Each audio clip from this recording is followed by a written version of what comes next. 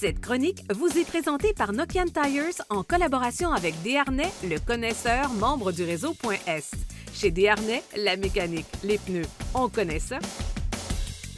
Nous sommes présentement chez Desharnais Pneus Mécaniques et je suis en compagnie de Danny Bellil. Salut Danny. Salut Daniel. Ça va bien? Oui, merci beaucoup. Alors cette semaine, Danny, on rentre dans le vif du sujet. On va parler de différents pneus, différentes compagnies. On a ici des pneus qui sont un peu particuliers, qui sont à peu près tous cramponnés, sauf un. On va s'attarder à ces pneus cramponnés, mais juste avant, le débat est lancé, là. Crampons ou pas de crampons? On utilise des crampons quand et pourquoi? Exactement. Puis je suis un peu biaisé, tu le sais. Moi, j'aime ça, rouler à crampons. J'ai roulé à crampons pratiquement les 10 dernières années de conduite. Donc, oui, j'aime les crampons, mais est-ce que c'est adapté et efficace pour tout le monde? Ouais. La réponse, c'est non. Okay. Exemple très simple, tour à condo, tour à bureau, on ne peut pas rentrer dans les parkings souterrains. Il faut faire attention. De plus en plus, il y a des affiches. Donc, si vous êtes quelqu'un qui reste en condo ou vous travaillez dans une tour, puis c'est un parking souterrain, peut-être que le crampon n'est pas adapté pour vous. Par contre, le dicton qui disait les pneus à crampons, c'est bon seulement pour les gens en région, dans les rangs. Ouais. Non. Il y a beaucoup de neige. Oui, c'est pas ça. Le crampon est efficace partout. Le crampon, c'est le pneu si on enlève le bruit, parce que le critère, mettons, qui dérange, c'est le bruit. C'est à peu près la seule objection qu'on peut avoir. Tout le reste, c'est sécuritaire, c'est pas plus glissant, mais c'est plus bruyant. Danny, il y a maintenant des différents types de crampons. Là, les crampons ont évolué. Pour moi, un crampon, c'est un clou dans un pneu. C'est pas tout à fait ça. Parle-moi des types de crampons. Puis tu as vraiment un bon point. Puis c'est vrai que ça évolue, puis ça évolue à la vitesse de l'éclair. Puis sincèrement, dans les dernières années, contrairement à ce que certaines personnes peuvent croire, le marché du crampon est en évolution. À preuve, c'est qu'avant, on avait Nokian et quelques compétiteurs.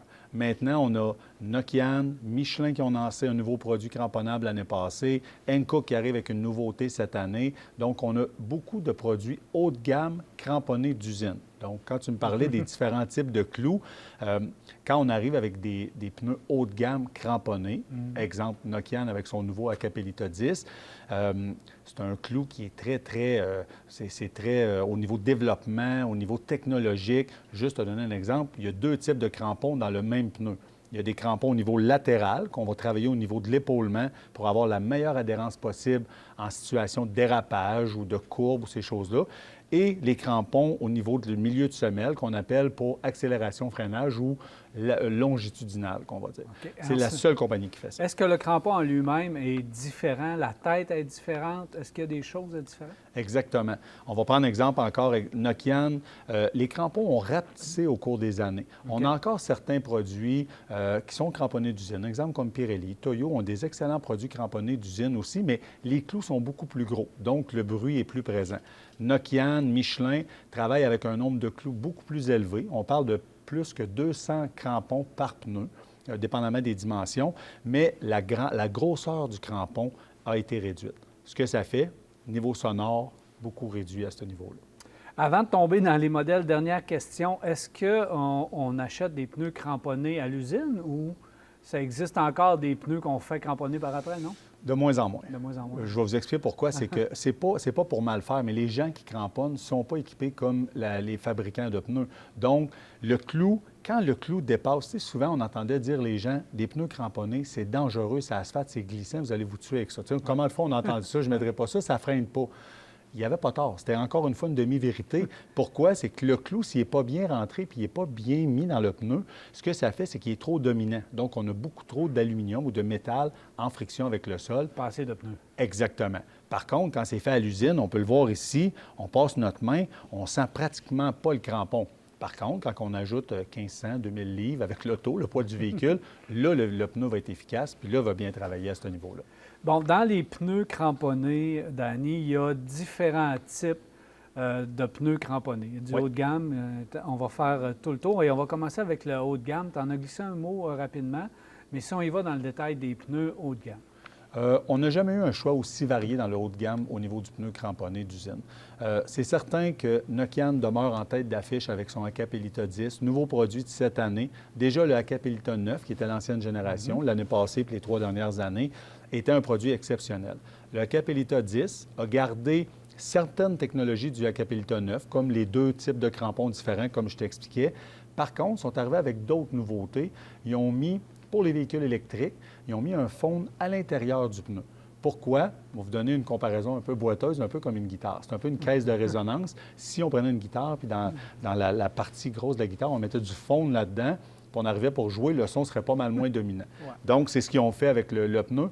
En mettant une couche de fond à l'intérieur, ils ont réduit énormément le côté acoustique. Il y a même des gens, Tesla pour ne pas les nommer, qui ont fait les tests avec le pneu et ils ont trouvé la différence énorme avec le nouveau pneu, le Hakkapeliitta 10 EV qui s'appelle. Par contre, encore une fois, on en a parlé dans une chronique ultérieure, assurez-vous de mettre vos pneus en commande parce que ce n'est pas un pneu qu'ils vont avoir beaucoup en main. C'est probablement la place où ils vont avoir des ruptures de stock, c'est les pneus pour les véhicules électriques. OK, autre pneu dans la haute gamme? Michelin ont sorti le X-Ice North l'année passée.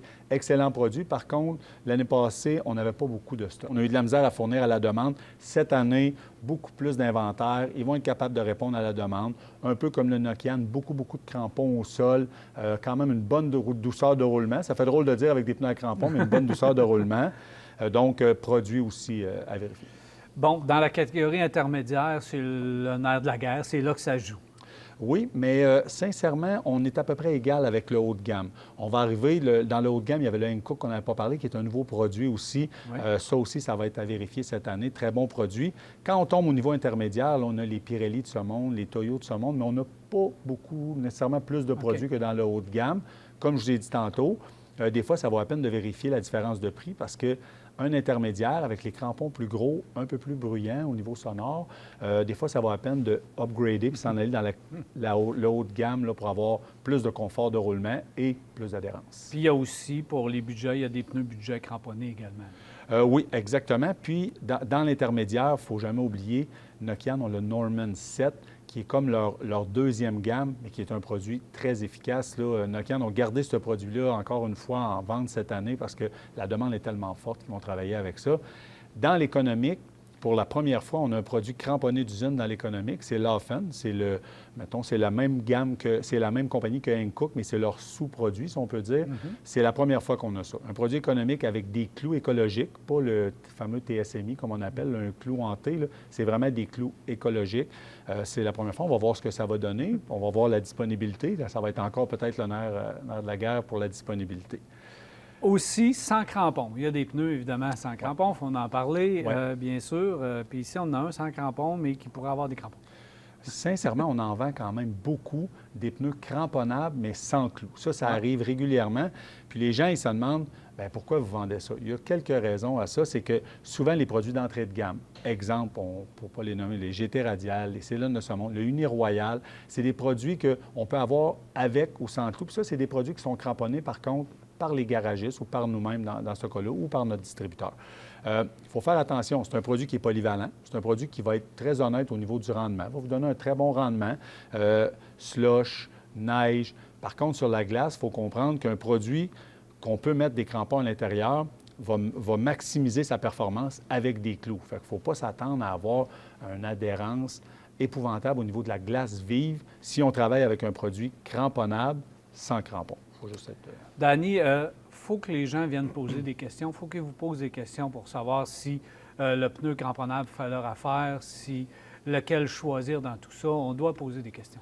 Exactement. Puis, il faut faire attention parce que souvent, les gens vont avoir des commentaires, des amis ou ces choses-là. Je pense qu'avec les spécialistes qu'on a en place, ils sont capables de bien vous diriger à ce niveau-là. Puis, quand on parle de pneus à crampons, quoi de mieux que de venir les voir sur place, de comprendre un peu le principe, parce que malheureusement, là-dedans, dans ce créneau-là, c'est encore un peu nébuleux, mais si les compagnies investissent comme ils font présentement, puis ils passent du temps comme ça à développer des nouveaux produits comme on a cette année, il faut que vous compreniez qu'il y a une demande pour ça. C'est sûr et certain. On poursuit nos chroniques la semaine prochaine, Danny. Merci beaucoup. Parfait. Merci, Daniel.